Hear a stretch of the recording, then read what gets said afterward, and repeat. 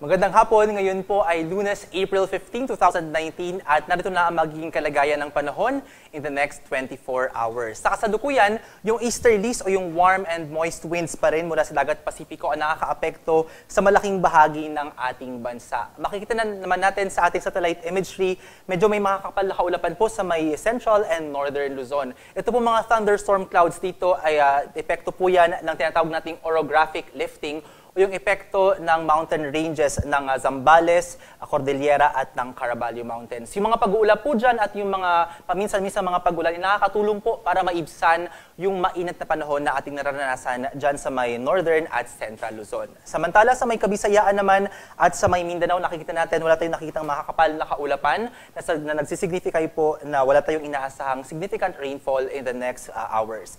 At wala naman po tayong binabantayang sama ng panahon na posibleng mabuo o pumasok sa loob ng Philippine Area of Responsibility ngayon pong Holy Week. Ito po nakita natin kaulapan dito sa may southeast ng Mindanao ay cloud clusters lamang at hindi po inaasahang mag-develop into a low pressure area.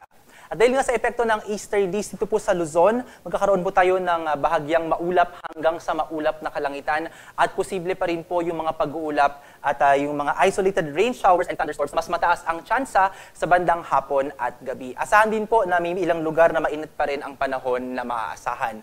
Ang agwat ng temperatura sa Baguio ay mula 17 hanggang 24 degrees Celsius. Sa Tagaytay naman, 22 hanggang 31 degrees Celsius. Sa Lawag City at sa Legazpi City, 26 hanggang 33 degrees Celsius. At sa Metro Manila, papalo ng 34 degrees Celsius ang maximum temperature. Sa Tuguegarao naman, aabot ng 36 degrees Celsius. Diyan naman po sa Palawan, sa buong Kabisayaan at sa buong Mindanao, meron ding mainit na panahon na maaasahan. Bahagyang maulap hanggang sa maulap na kalangitan ang ating aasahan din po at posibilidad pa rin ng mga localized thunderstorms, especially sa bandang hapon at gabi, dulot pa rin nga ng easterlies.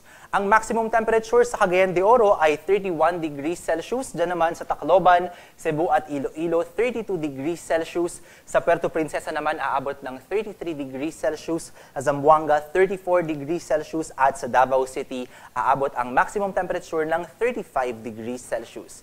Sa kasalukuyan, wala po tayong nakataas na gale warning sa ating mga baybayin kahit malaya pa rin makakapaglayag ang ating mga kababayang mangingisda at may mga maliliit na mga sasakyang pandagat. Sa mga gustong pumalaot sa northern part ng Northern Luzon, iba yung pag-iingat po ang ating paalala sapagkat magiging katamtaman hanggang sa maalon po ang karagatan, aabot ng 2.8 meters ang wave height.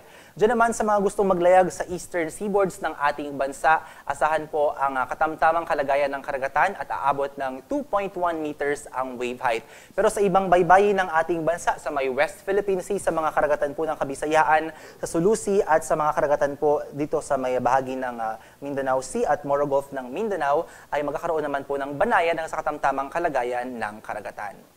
At ngayon po ang papasok na Holy Week hanggang Huwebes Santo, tingnan natin ang magiging kalagayan ng panahon sa mga pangunahing lungsod ng ating bansa. Sa malaking bahagi po ng ating kapuluan, mainit pa rin na panahon ang maaasahan. May mga pag-uulap sa bandang hapon at posible pa rin po yung mga isolated rain showers dulot po ng thunderstorms dala ng easterlies. Sa Metro Manila, papalo po ng 35 degrees Celsius ang maximum temperature. Sa Baguio naman, ang temperature range mula 16 hanggang 25 degrees Celsius. Diyan naman po sa Legazpi City at sa Cebu City, aabot ng 33 degrees Celsius ang maximum temperature at sa Davao City, aabot din po ng 35 degrees Celsius ang maximum temperature ngayong Martes hanggang sa Huwebes Santo. At dahil nga nasa Holy Week na tayo, sa mga gusto pong sumali sa religious activities ngayong Semana Santa, meron tayong konting paalala.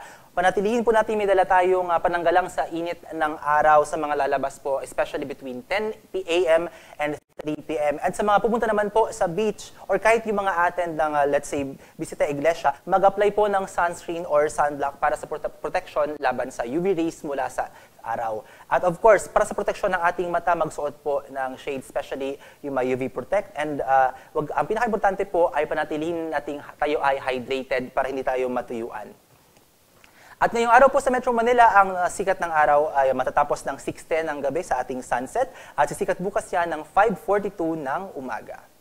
Para sa latest weather updates, i-follow kami sa aming official Twitter and Facebook accounts, DOST_Pag-asa. Mag-subscribe sa aming official YouTube channel, DOST-Pag-asa Weather Report. At para sa mas kompletong impormasyon, pumunta sa aming website, bagong.pagasa.dost.gov.ph. At yan ang latest mula sa Pag-asa Weather and Flood Forecasting Center. Ako po ang inyong forecaster, Ariel Rojas. Magandang hapon.